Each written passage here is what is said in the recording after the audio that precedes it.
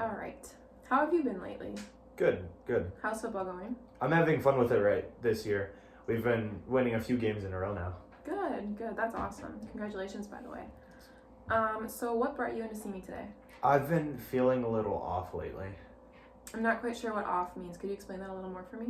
So I've been getting these really intense headaches, and it feels like someone's pounding the inside of my head with their fist. My vision has been getting blurry lately too, and I've had my eyes checked, and my lens prescription is just fine.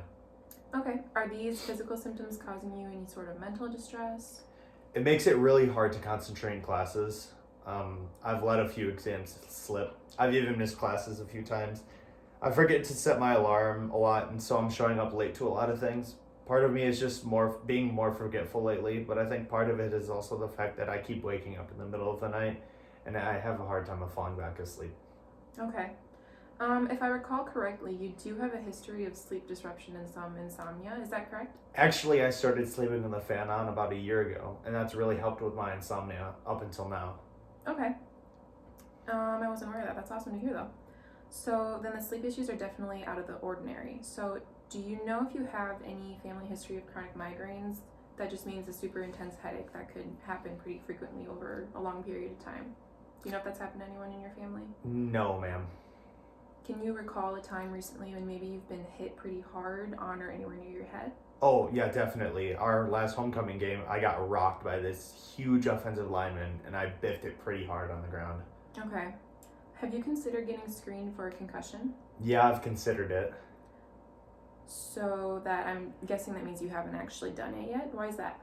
I guess I'm a little nervous about getting checked for a concussion. And what makes you nervous about getting checked? Well, I'm on the football team, right? And so there's like 50 other guys on this team, and it's hard to get noticed, especially as a lineman.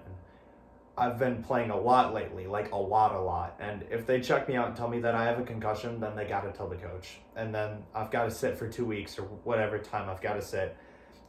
In that time, someone's gonna take my spot, and then I'm gonna get benched. And I don't want to miss out on this season.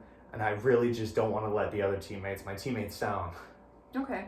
Well, it sounds like football is a very important part of your life, and maybe you're feeling a little anxious about losing that, which is totally understandable. It'd be really hard to lose that right now, especially after you work so hard to get there, right? But have you considered what could happen if you keep playing with the concussion, and assuming you do have a concussion?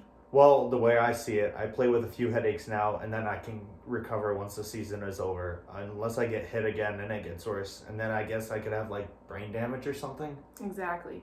Any more big hits and any sign of brain damage would put you on the bench for a long time, probably for good, actually. So on the flip side, let's say you do get checked and it turns out you are concussed. What's the worst possible scenario that could happen if you figure it out? Someone takes my spot and I get benched for the season. My teammates would think that I'm a wuss, and I would lose 2 weeks of games and practices. And let's say that you go through those 2 weeks and you follow all the necessary steps and then you're cleared. What would happen after that? I would probably still lose my spot for the season, but then I would come out over the summer and go through workouts with the guys and come ready to play again in the fall. Okay. So correct me if I'm wrong, but it sounds like even if you do have a concussion and you do have to sit out, and even if the worst possible scenario happens, you still get to spend the rest of the season with your team, and you get to come back out and play again in the fall. Does that sound right? Yeah, I guess so. When you put it that way, it kind of sounds like I'm getting all worked up over nothing, huh? I would disagree. I think your feelings and your nerves are completely valid, and it's important to talk about them in order for you to decide what's best for you. Are you ready to hear my advice? Sure. Okay, well, I would recommend you do go get tested for a concussion, because the last thing I would want to see is all these hits adding up and causing some serious damage that could prevent you from playing football for a long time, if at all, in the future. If you do choose to go get screened and you do end up with a concussion, we will definitely figure out a plan moving forward to make sure you're still able to learn in your classes, interact with your team without making any of your symptoms any worse. How does that sound to you? Do you have any questions right now? I guess that makes sense. Is there anything I can do right away to help with the headaches and the sleeping? I would suggest taking a pain reliever like ibuprofen, aspirin.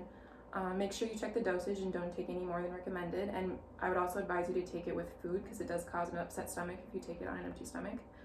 If you aren't a fan of taking pills, I suggest getting as much sleep as possible. Stay well hydrated, avoid screens as much as you can, because the strain on your eyes could make your headaches a lot worse. As far as sleeping, there's the NyQuil sleep aid. Is pretty effective at helping with falling asleep, staying asleep.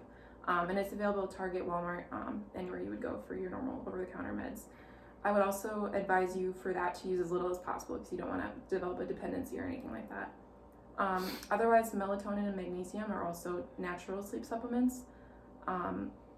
Make sure you don't eat any large meals too close to bedtime, and try to keep your bedroom dark and cool and as quiet as possible to help with staying asleep.